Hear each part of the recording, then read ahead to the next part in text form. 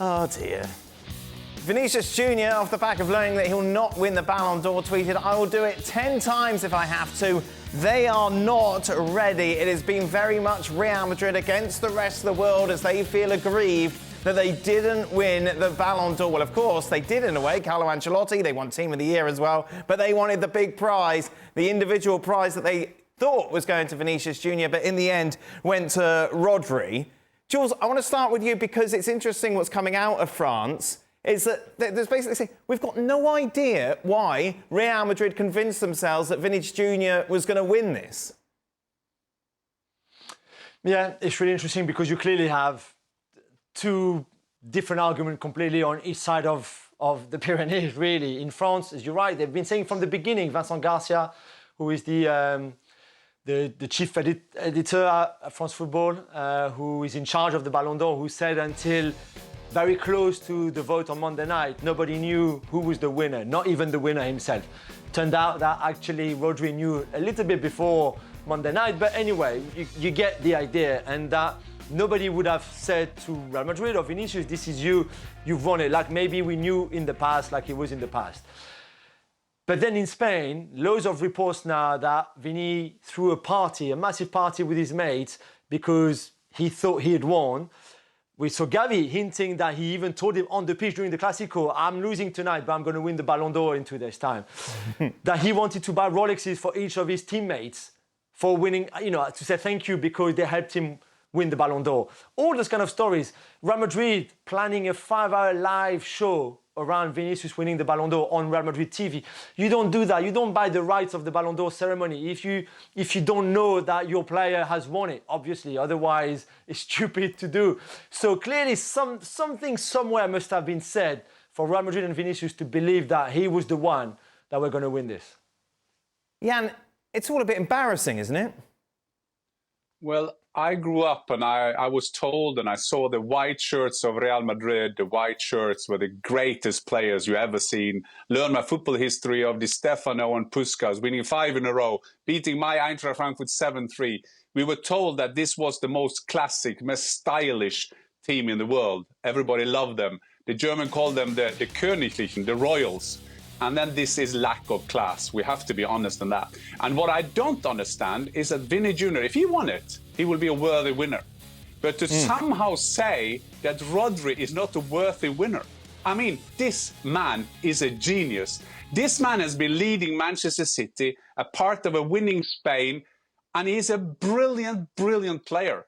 So talking about that he's not there and Vinny should have run away with it. If we're going to talk about scandals in a Ballon d'Or, I would start with Haaland behind Messi. I would start of the year when Lewandowski didn't get it. He scored like 200 goals that season. And for some reason, they said, no, we don't going to give out the Ballon d'Or this season. Then we're talking about scandals there. If this is voting, but we all know this is politics and all those kind of things.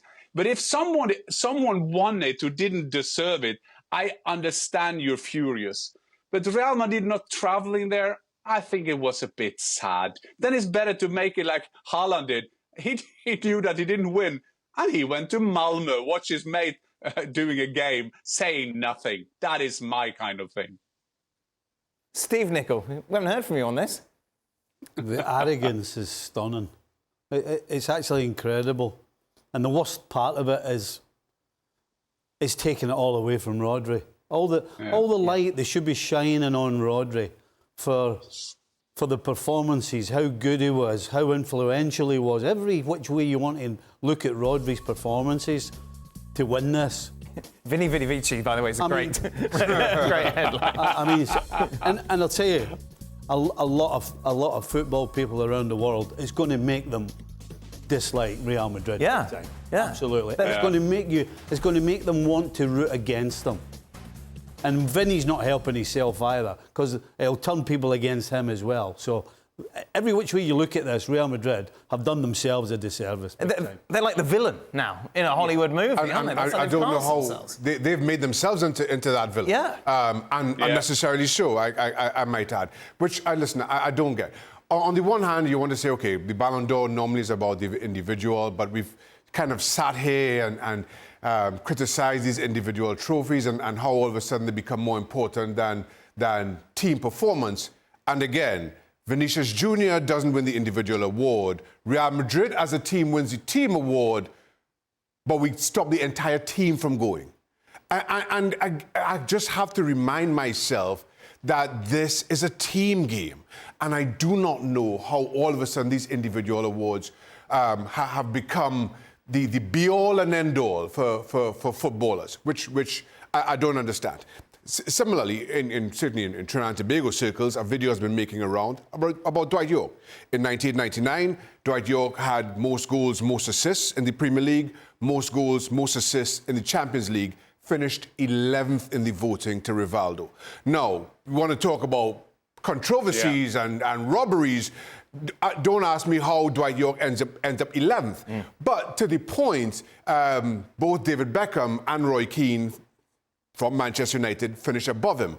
And you just wonder if something similar isn't at play here, that when you have a team be as dominant as United were in 1999, as Real Madrid were last season, and you have those votes kind of spread out between Bellingham, Carvajal and Vinicius Jr., if you're voting and you can only pick one of three, somehow you want to put somebody else in there. You don't want to make it all Real Madrid dominant and Rodri wins. That being said, I said before any decision was made that while I thought Vinicius should win it, if it was Vinicius, if it was Rodri, if it was Bellingham, I have no argument. I don't think you can argue with that. So for somehow Rodri to be the biggest controversy we've seen in football, the biggest controversy we've seen in this award, is just absolutely farcical. Mind you, from a team that in the last 11 seasons, a Real Madrid player has won it 6 of those 11, this year included. How you make yourself into the pantomime villain is beyond me. And Jules, this is a award now that Real Madrid, reports are saying it's dead to them. Don't care about the Ballon d'Or anymore. An award that they were so... You were part of the propaganda campaign to get Karim Benzema to win it. Absolutely, and I'll be part of the propaganda to get Kylian Mbappe next year as well. You know that. He'll be offside. Don't worry.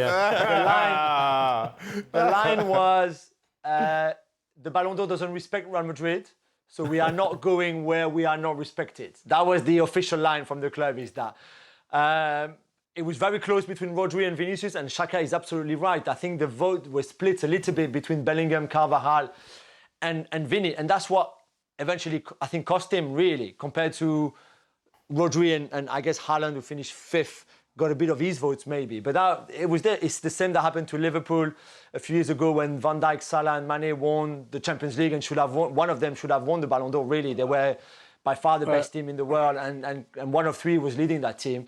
So every year, from Dwight Yorke, like Xhaka's story, to Franck Ribéry or Griezmann or Lewandowski recently, or Vini this year, of course they feel disappointed because a lot of them want to win this trophy. But you're right, for Real Madrid. But next year, when Vini is going to win it, or Kylian, trust me, the whole delegation will be there. Florentino Perez will be on the red carpet, and all of this will be forgotten. But for now, clearly, he must have hurt them really, really much. But not only that they were they're the best team. They had the best coach as well. Ancelotti was sitting home, speeding this criticism of Real Madrid up as well. I mean, he was the coach of the year. But let's put it in retrospect. There is only been one keeper, if I'm not wrong, is Yashin winning in the 60s. There's never been, Maldini never won it, defenders would never win it, and all that. I think it was only open for Europeans to 1995. But Ballon d'Or, your friends in France, Jules, they must be the happiest people in the world. Everybody discussing this now. Yes, but Rodri will get his...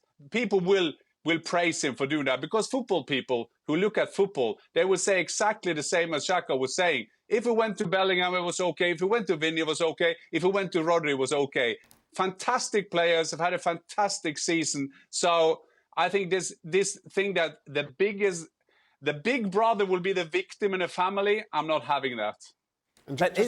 Just lastly, how good would it have been for players likes of Joselu, etc., who have moved on, but played such a pivotal role in Real Madrid's success, to be a part of that ceremony. Yes. Those players who Yeah. ordinarily would never grace that stage have had an outsized role, a role that nobody expected them to at the start of last season. How good would it have been for them to be recognised? You know, and you snatch that away from them as well. I just find this, I find this awful on so many levels. But how much